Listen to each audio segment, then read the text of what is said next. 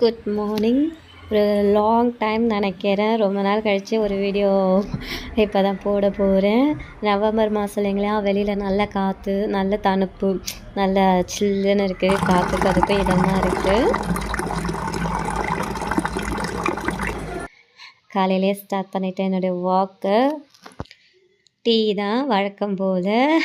Tea இல்லாமல் எப்படி நாள் இருக்கும். இது வந்து பையனுக்கு குளிக்கிறதுக்கு இன்றைக்கி ஸ்கூலுக்கு ரெடி பண்ணோம். லஞ்சுக்கு வந்துட்டு வெஜ் பிரிஞ்சு தான் பண்ணியிருக்கேன். ஹஸ்பண்டுக்கு பேக் பண்ணி கட்டி கொடுத்துட்டேன். மீதி தான் இது நல்லா சூடாக இருக்குது சொல்லிவிட்டு ஆற வச்சுருக்கேன். தெரியுதுங்களா? இப்போ தான் எடுத்து ஹஸ்பண்டுக்கு இன்றைக்கி டைம் ஆகிடுச்சுங்களா, அதனால் அவசர அவசரமாக கட்டி கொடுத்துட்டேன் நான். இன்றைக்கி இது தான் நம்ம வீட்டில் லன்ச்சு ஸ்பெஷல். அதோட முட்டை ஆம்லேட்டு எல்லாம் டைம் ஆயிடுச்சு. ரீசன் என்னென்னா, பசங்களுக்கு உடம்பு சரியில்லை. கிட்டத்தட்ட ஒரு மாதமாக அப்படி தான் வீடு இருக்குது. ஸோ குழந்தைங்களுக்கு மட்டும் கொஞ்சம் தோசை ஊற்றி கொடுத்துடலான்ட்டு மாவும் எடுத்து வச்சுருக்கேன். இந்த மல்லி மிளகெல்லாம் போட்டு தண்ணி, பப்படம், தோசை ஊற்றியாச்சு. பசங்களுக்கு மட்டும்தான் தோசை ஊற்றுறேன். நான் பொறுமையாக தான் எடுப்பேன், டைம் எடுக்கும். பையனை ஸ்கூலுக்கெலாம் விட்டுட்டு வந்துட்டு தான்.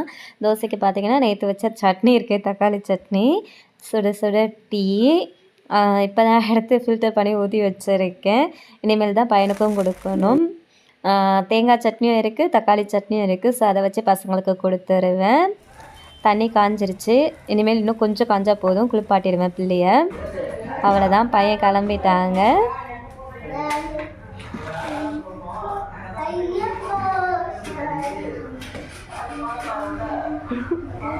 ஐயப்பன் பாட்டு கேட்குறீங்களா?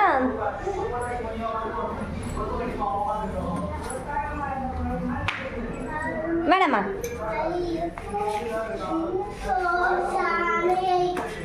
குட்டிமாங்க பையனோட ஸ்கூலுக்கு வந்தாச்சு. கூட்டிகிட்டு வந்து இங்கே விட்டுட்டு இப்போ நம்ம கிளம்பிடலாம். கொடைலாம் போட்டு வரவேற்கிறாங்க நம்மளை.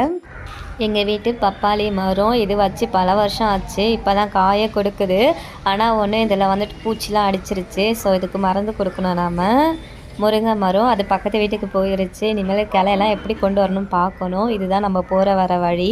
மழை பெஞ்சாவே இப்படி தான் இருக்கும். இங்கே மழையாக இருக்குது சென்னையில் நல்லாவே.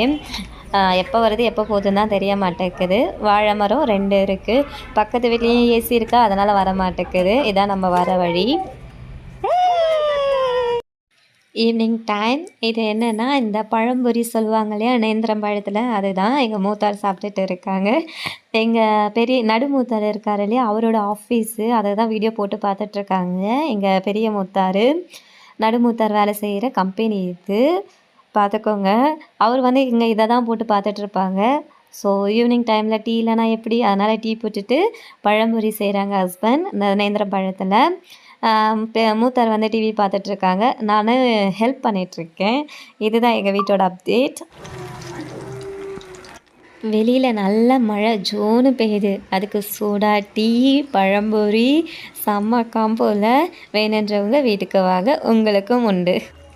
சமைக்கிறது யாருன்னு பார்த்தீங்களா, என் ஹஸ்பண்ட் தான் செய்கிறாங்க.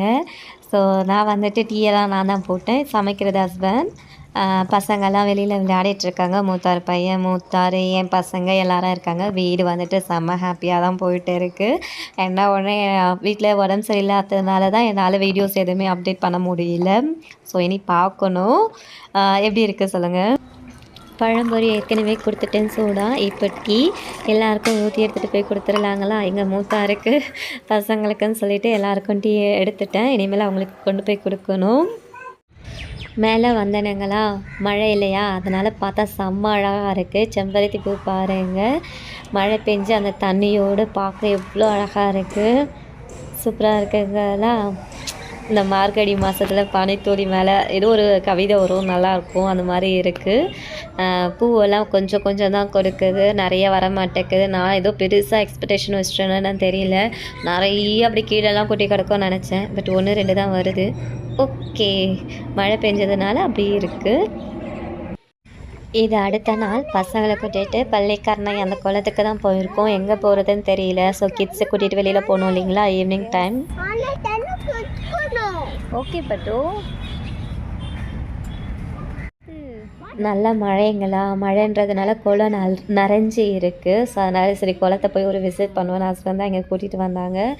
பாருங்கள் எவ்வளோ தண்ணி இருக்குன்னுட்டு ஸ்டெப்ஸில் வரைக்கும் வந்திருக்கு. வாத்தெல்லாம் பாருங்களா. என் பையன் செம்மையாக என்ஜாய் பண்ணுறாரு பார்த்துட்டு.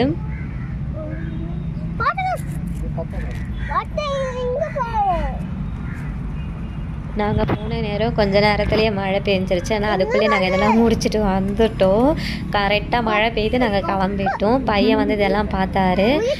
பாப்பாவுக்கு பசங்களுக்கு காமிச்சிட்டு நானும் ஹஸ்பண்ட் அங்கேயே உட்காந்து கொஞ்சம் நேரம் டைம் வந்துட்டு ஸ்பெண்ட் பண்ணது நல்லா இருந்துச்சு. கொஞ்சம் ரிலாக்ஸாக இருக்கும் மைண்டுக்கு வெளியில் போனாவே வீட்டுக்குள்ளே இருக்கிறத விட.